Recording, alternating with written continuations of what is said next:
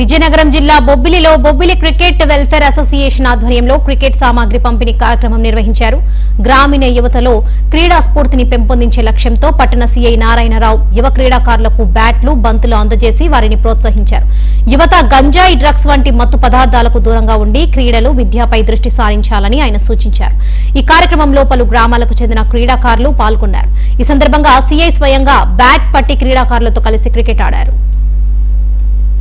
అంటే for example నేను 10 కోట్లు సంపాదించున్నాం కదా, ఈ 10 కోట్ల దర్యాప్తు చేస్తాం. ఈయనకి ఎలా వచ్చింది, ఎక్కడ వచ్చింది, ఎవరు ఇచ్చారు, క్యాష్ ఇచ్చారా, ఆన్లైన్ ట్రాన్సాక్షన్ ఎలా వచ్చింది, ఈయన ఏమైనా గవర్నమెంట్ ట్యాక్స్ కడదండా అనేటువంటి విషయాలన్నీ చూసి ఈయన అకౌంట్లో అన్ని వెరిఫై చేసి ఏ ఆస్తుల పనులను వెరిఫై చేసి అన్నింటికి ఆధారాలు సేకరించి దీని మీద నారాయణకి అధికారి ఫ్రీజింగ్ కార్డు ఇచ్చే అధికారం మాకుంది.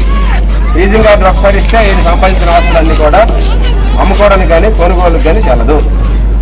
మరి ఒకసారి ఫ్రీజింగ్ కార్డు ఇచ్చినప్పుడు మేమేం చేస్తాము, చట్టం ఎవరు చేసింది, కేంద్ర ప్రభుత్వం చేసింది కదా, ఎన్డీపీఎస్ చట్టము. సో ఎన్డీపీఎస్ యాక్ట్ సంబంధించి ఒక కాంపిటెంట్ అథారిటీ అని చెన్నైలో ఉంటుంది. మేము ఈ ఆర్డర్ని చెన్నైకి పంపిస్తాం. చెన్నై వాళ్ళు ఏం చేస్తారు, కాంపిటెంట్ అథారిటీ ఒక నోటీస్ ముద్దాయికి ఇచ్చి కన్ఫర్మేషన్ ఆర్డర్ పంపిస్తున్నారు. సో కన్ఫర్మేషన్ ఆర్డర్ ఒకసారి వచ్చిందంటే ముద్దా ఏదైతే 10 కోట్ల ఆస్తి సంపాదించాడో ఆస్తి అంతా కూడా కేంద్ర ప్రభుత్వానికి జప్తు అయిపోతుంది. ఏంటి దర్యాప్తు అంటే ఫర్ ఎగ్జాంపుల్ నేను 10 కోట్లు సంపాదించున్నాం కదా, ఈ 10 కోట్ల దర్యాప్తు చేస్తాం.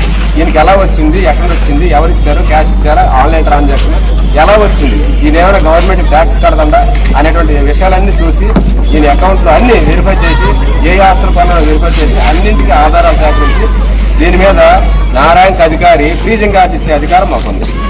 ఫ్రీజింగ్ కార్డు ఒకసారి ఇస్తే ఈయన సంపాదించిన ఆస్తులన్నీ కూడా అమ్ముకోవడానికి కానీ కొనుగోలుకి కానీ చెల్లదు. మరి ఒకసారి ఫ్రీజింగ్ కార్డు ఇచ్చినప్పుడు మేమేం చేస్తాము, చట్టం ఎవరు చేసింది, కేంద్ర ప్రభుత్వం